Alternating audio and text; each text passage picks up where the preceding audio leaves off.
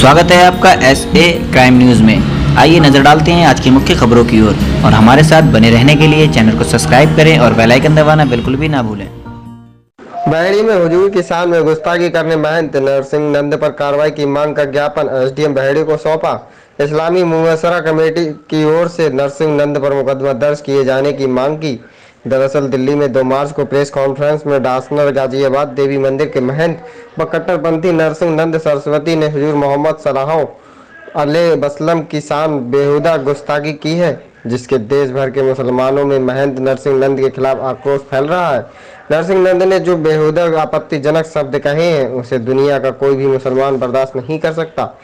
सरस्वती जैसा इंसान सभी मुसलमानों के लिए लोगों को भड़का रहा है। पिछले कुछ सालों से देश में मुसलमानों की धार्मिक भावनाओं पर बार बार आहत किया जा रहा है। इसी बीच महंत सरस्वती ने भी हुजूर के खिलाफ आपत्तिजनक शब्दों का इस्तेमाल करना दर्शाता है कि कहीं न कहीं किसी से मुसलमानों के खिलाफ लोगों को भड़काने को लेकर फुल प्लानिंग की जा रही है। इस्लामी मुआशरा कमेटी की जानवी से SDM बहेड़ी राजेश चंद्र को ज्ञापन देने के बाद उलमाओं ने बताया है कि महंत नरसिंह नंद सरस्वती ने जो हुजूर की शान में गुस्ताखी की है वो नाकाबिले बर्दाश्त है, जिसे कोई भी मुसलमान व अमन पसंद बर्दाश्त नहीं करेगा। इतना ही नहीं, हमारे देश के राष्ट्रपति APJ अब्दुल कलाम को आतंकवादी बता दिया और हम मुसलमानों को सबसे बड़ा दुश्मन बता रहे हैं। ऐसे लोगों का बाहर रहना देश के लिए खतरनाक है। हमने SDM महोदय को राष्ट्रपति से संबंधित ज्ञापन दिया है, जिसमें महामहिम राष्ट्रपति से मांग की है कि जो शख्स किसी भी इंसान की धार्मिक भावनाओं को ठेस पहुंचाने का काम करे उसके ऊपर तुरंत कार्रवाई की जाए, जिससे कि आगे चलकर किसी की धार्मिक भावनाओं को आहत करने की हिम्मत न करें। इस्लामी मुआशरा कमेटी की ओर से सभी मस्जिदों के इमाम इस दौरान मौजूद रहे। बरेली से संवाददाता शाहिद अंसारी की रिपोर्ट।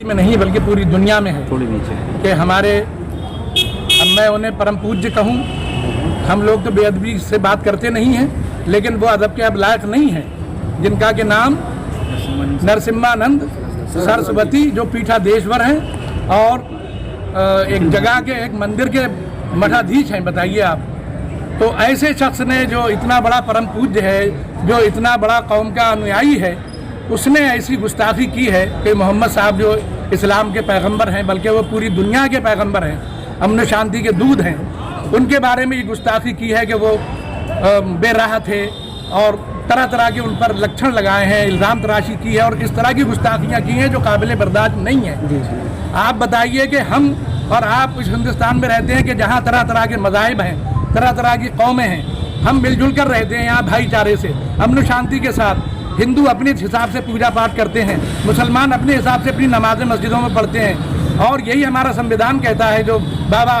डॉक्टर भीमराव अम्बेडकर जी ने बनाया है और जो तमाम हिंदुस्तान में लागू है और जिस पर हम यकीन रखते हैं और हमारे तमाम वो जो यहाँ क़यादत करते हैं उसकी ओथ लेते हैं, उसकी कसम खाते हैं। आखिर वो बाबा जी को न संविधान याद है और न हिंदुस्तान की परंपरा याद है, न यहाँ की अमन शांति उन्हें बर्दाश्त है। आखिर वो क्या चाहते हैं?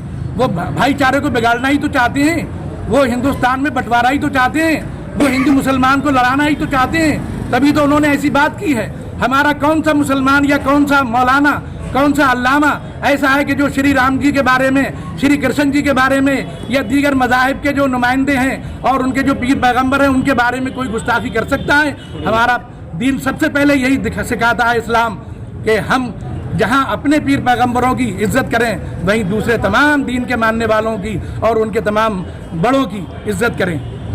तो आज हमें बहुत तकलीफ़ है इस बात की कि ये स्वामी जी ने जो वो काम किया है कि जो बड़े से बड़ा दुश्मन नहीं कर सकता, वो चोला पहने हुए हैं किसी मजहब का और वो भाषा बोल रहे हैं किसी दुश्मन और आतंकवादी की। ये क्या उन्हें ज़ेब देता है?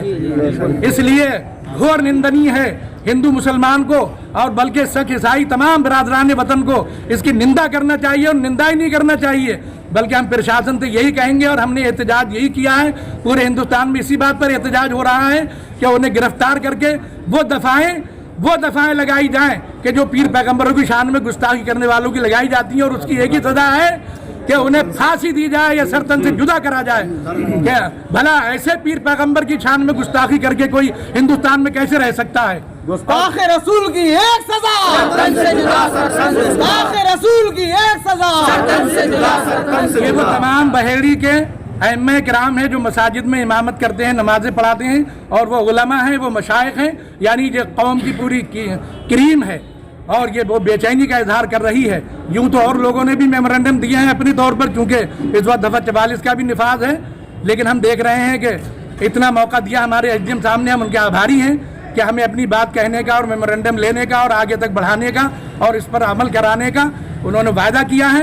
इसीलिए हम उनको धन्यवाद देते हैं और हम यही गुजारिश करेंगे उनसे बार बार, और अगर अमल नहीं हुआ और हमारे मेमोरेंडम देने पर इस एहतजाज को कबूल नहीं किया गया और जिला अधिकारी महोदय द्वारा बात आगे तक नहीं पेश की गई और उन दफात के तहत जो उन पर वाजिब होती हैं और लागू होती हैं, अगर नहीं किया गया ये काम, तो आगे प्रदर्शन होगा, आगे लोग सड़कों पर निकलेंगे और धरना प्रदर्शन करेंगे, और हम जब तक उनकी सजा नहीं हो जाती, हम जब तक खामोश नहीं बैठेंगे।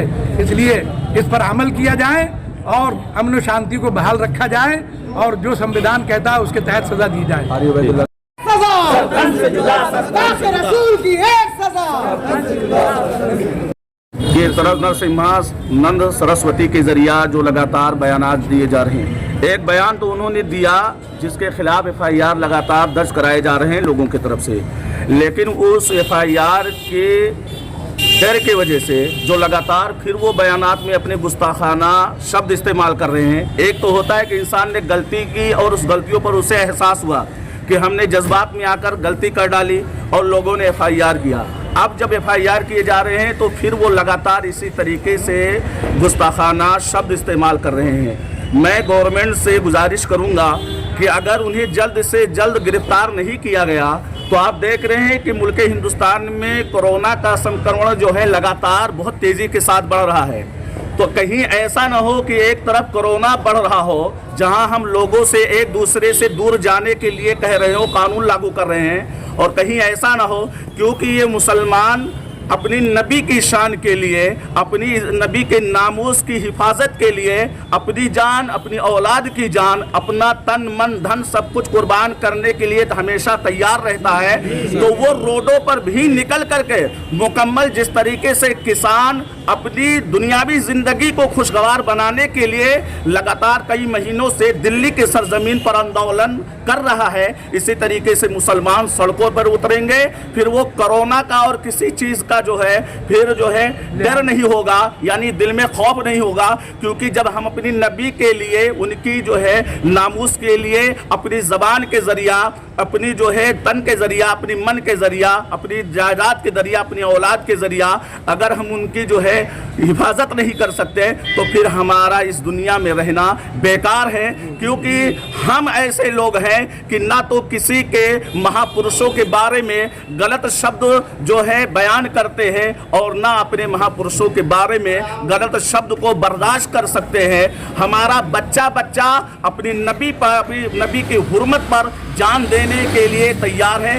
इसलिए अगर मेरा भी भाई, कोई भी मुसलमान अगर किसी भी धर्म के महापुरुषों के बारे में अगर गलत शब्द इस्तेमाल करता है तो हम खुद उसका हाथ पकड़ कर गवर्नमेंट के हवाले कर देंगे, क्योंकि हमारा धर्म जो है, हमारा मजहब इस बात की इजाज़त नहीं देता कि किसी भी धर्म के महापुरुषों के बारे में गलत बयानी की जाए, गलत शब्द का इस्तेमाल किया जाए। इसलिए हम ये चाहते हैं कि जिस तरीके से हिंदुस्तान में लोग भाईचारगी के साथ, मोहब्बत के साथ एक दूसरे की शादियों में, एक दूसरे की रिश्तेदारियों में, एक दूसरे की परेशानियों में रहते थे, ऐसे ही भाईचारगा बनी रहे। क्योंकि अभी तक हमने नरसिम्हानंद सरस्वती के बयानात कई महीनों से हम सुन रहे हैं, लेकिन वो व्यक्तिगत हमारे ऊपर हमला कर रहे थे तो हम खामोश थे। मुसलमानों को बुरा भला वो कह रहे थे तो हम खामोश थे कि चलो तुम व्यक्तिगत हमारे ऊपर हमला कर रहे हो, हम खामोश है। लेकिन जब तुमने हमारे नबी के ऊपर हाथ उठा दिया, नबी के लिए अपनी जबान को खोल दिया और कुरान के लिए जबान को खोला, हमारे वहदहु ला शरीक के बारे में तुमने गलत सलत जो है शब्द इस्तेमाल किया, तो हम कतई इसको बर्दाश्त करने के लिए तैयार नहीं है। लिहाजा मैं गवर्नमेंट से गुजारिश करूंगा कि उस व्यक्ति को जल्द से जल्द गिरफ्तार किया जाए और जो भी हमारा संविधान उसके लिए जो है सजा मुकर्रर किया हो, उस सजा को उसके ऊपर नाफिज किया जाए। मैं मुफ्ती साहब ऐसे ही बने रहने के लिए हमारे चैनल को सब्सक्राइब करें और बेल आइकन दबाना बिल्कुल भी ना भूलें। फिर मिलेंगे ऐसी विशेष खबरों के साथ। हमारे साथ बने रहने के लिए आपका धन्यवाद।